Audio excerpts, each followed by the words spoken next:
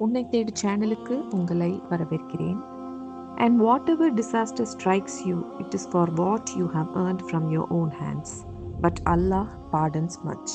அதாவது, உங்களுக்கு எந்த துன்பம் ஏற்பட்டாலும் அது உங்கள் கைகள் சம்பாதித்ததன் காரணமாகத்தான் ஆகுமே தவிர அவன் பெரும்பாலானவற்றை மன்னிப்பான்.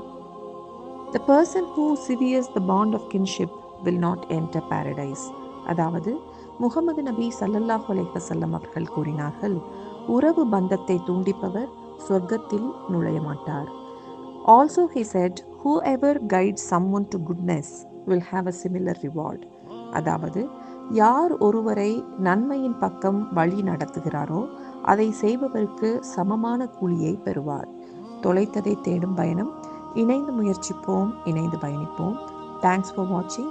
அடுத்த பதிவில் சந்திக்கிறேன். நன்றி.